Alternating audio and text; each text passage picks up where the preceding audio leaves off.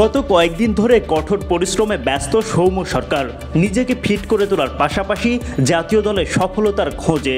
কিন্তু বিশ্বকাপের প্রস্তুতিমূলক আসন্ন জিম্বাবুয়ে সিরিজে খেলতে পারবেন তো সৌম্য? শঙ্কা দেখা দিয়েছে, কারণ সবশেষ এমআরআই রিপোর্টে সুখবর মেলেনি। পুরো সিরিজ খেলা হচ্ছে না সৌম্যর। হাঁটুর ইনজুরিতে পড়েছেন প্রায় 1.5 মাস হলো। বিশ্রাম রিহাব প্রক্রিয়ার মধ্য দিয়ে ধীরে ধীরে রানিংয়ে ফেরা। সপ্তাহখানেক আগে ব্যাট হাতেও শুরু করেছেন অনুশীলন। প্রস্তুতিমূলক ক্যাম্পেও জায়গা হয়েছে। দলের সাথে অবস্থান করছেন চট্টগ্রামে। বন্দর নগরীতে যাওয়ার আগে একটা এমআরআই করা হয়েছিল সৌম্যর। রিপোর্টের ফলাফল 70% মতো রিকভারি করেছেন ঠিকই, তবে হাঁটুর লিগামেন্টের বর্তমান অবস্থায় জোরে রানিং আর জাম্পিংয়ের সমস্যা হচ্ছে, যা ঠিক হতে অন্তত আরও 10 দিন সময় দিতে হবে। বিসিবির চিকিৎসকদের পরামর্শ অনুযায়ী এগোচ্ছে টিম ম্যানেজমেন্টও। বর্তমান অবস্থা অনুযায়ী নেট ব্যাটিংয়ে কোনো সমস্যা হচ্ছে না সৌম্যর, তবে শুধু ব্যাটিং দিয়ে তো আর খেলা যায় না, মাঠে ফিল্ডিংও করতে হবে। সেক্ষেত্রে কোনো ঝুঁকি নিতে চাইছে না বিসিবি। সামনে আবার টি-20 বিশ্ব আসর, তাই তো তাড়াহুড়ো নয়, সময় দিতে চাইছেন কোচ থেকে নির্বাচক, পুরো টিম ম্যানেজমেন্ট। তাতে জিম্বাবুয়ে সিরিজের প্রথম 3 ম্যাচ খেলা হচ্ছে না সৌম্য সরকারের।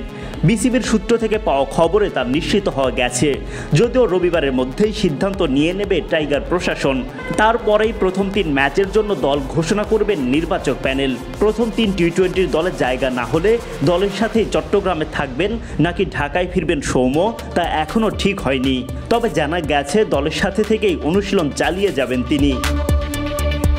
এদিকে লম্বা সময় পর জাতীয় দলে কোনো ক্যাম্পে সুযোগ পেয়েছেন মোহাম্মদ সাইফুদ্দিন। চট্টগ্রামে দলের সাথেই চলছে তার অনুশীলন। তবে বিপিএলে খেলার ছাড়পত্র পাওয়ার পর আর কোনো পরীক্ষা নিরীক্ষা করা হয়নি টাইগার পেস অলরাউন্ডারের। জাতীয় দল ঘোষণার আগে তাই আরেকবার সাইফের অবস্থার অ্যাসেসমেন্ট করার সিদ্ধান্ত নিয়েছে বিসিবির চিকিৎসক প্যানেল। যদিও আপাতত কোনো ধরনের সমস্যা নেই সাইফুদ্দিনের, শুধুমাত্র চোটের অবস্থা জানানোর জন্যই সাইফের এমআরআই করানো হবে বলে জানা গেছে। রবিবারই জিম্বাবুয়ে সিরিজের দল ঘোষণা করতে পারেন নির্বাচক প্যানেল। সাকিবের পর সৌম্যকেও চট্টগ্রাম পর্বে পাওয়া যাচ্ছে না, তা প্রায় নিশ্চিত। প্রস্তুতি পর্বে দলের সাথে যুক্ত হবেন কেবল আইপিএল খেলা মুস্তাফিজ। 2-1 দিনের মধ্যেই ঢাকায় ফিরবেন সাকিব। জানা গেছে ঢাকা প্রিমিয়ার লিগ সুপার 6-এর পরবর্তী 2 ম্যাচে খেলবেন সাকিব।